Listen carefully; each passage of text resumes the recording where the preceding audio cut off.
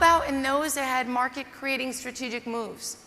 Is there a difference between those that succeeded and those that attempted but failed? So we had two sets of control groups. First, it had to be that there was a difference between market competing and market creating, which we confirmed. There is a difference in how companies approach strategy. And then the second one, in those companies attempting to create new markets, is there a difference, a systematic pattern, between those that were able to succeed and unlock financial results and those that failed? And again, we found a pattern. And what I want to do today is share with you a little bit about what is that pattern look like and what we found. So we found two sets of findings.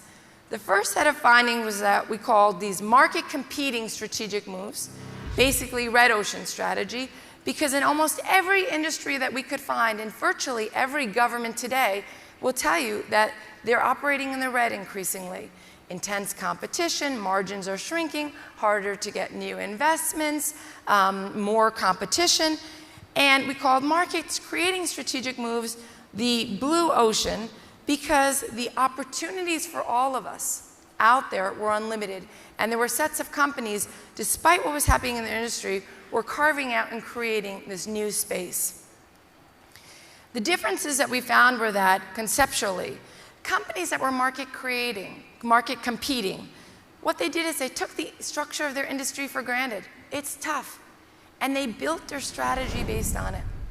But companies that created new markets, created blue oceans, they said, I am going to have my strategy shape the structure of my environment, because industry structures are not given.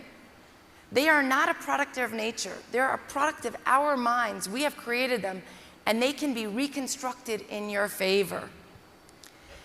In red ocean strategy, because I accept the structure of my industry, I spend my time fighting to divide existing demand, winning customers from my competition.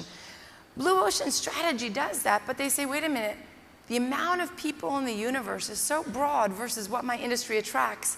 How can I create new demand to grow my industry? And under red ocean strategy, they say, the only way to succeed is to be the most differentiated player or the lowest cost player. But if I'm differentiated, I have a high cost structure, of course, right? High price point, meaning fewer people can buy it.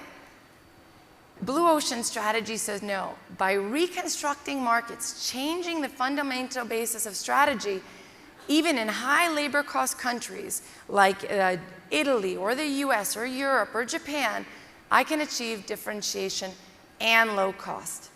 So that was the first set of findings our research found when we looked at the difference. The second set of findings we found, and why we called it blue ocean strategy and not blue ocean marketing, was that a strategy to be sustainable, we found, and to be not imitated. Many people come to us and they say, blue ocean strategy, great idea, but you know, it should be imitated very fast. But look at Cirque du Soleil today. Over 20 years later, still people find a tough time to imitate what they're doing. And the question is because blue ocean strategy is about the alignment of the value proposition.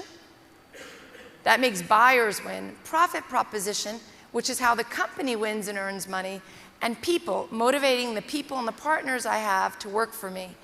Now, of course, under red ocean strategy, they need alignment as well, but they try to align those three propositions to be either differentiated or low cost. But blue ocean strategy says we're going to align those three, but to achieve differentiation and low cost, so our exports have value around the world, and so we retain our import and our local domestic markets as well. If you look at the video game industry, I just mentioned it, a bloody red industry, very tough competitors. You've got Sony, you've got Microsoft, and then Nintendo comes with a Wii and it creates a blue ocean. Has both the most differentiated profile out there, lowest cost structure, even though it's being produced in Japan and the United States, and at the same time pulled in senior citizens as users. Kids that used to only like to do sports, they became users of it, and it grew demand for the whole industry as well. In the outdoor advertising industry, these when you're on the highway, you see these panels that go up advertising for something or whatever. Very red ocean, very small, very unattractive, relatively unprofitable advertising part of the industry. And yet JCDecaux, the French company, comes out, creates a blue ocean, and dominates in turn creating outdoor advertising through outdoor furniture in almost all the major cities of the world.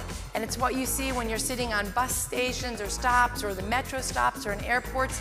JCDecaux redefined that space and made outdoor advertising a growth market where almost every major city in the world sees that company as a chance to improve the aesthetics of its city and the public services that it offers, while giving JCDecaux great new advertising space that it gets contracts on. Again, a red ocean, small industry, JCDecaux redefines it.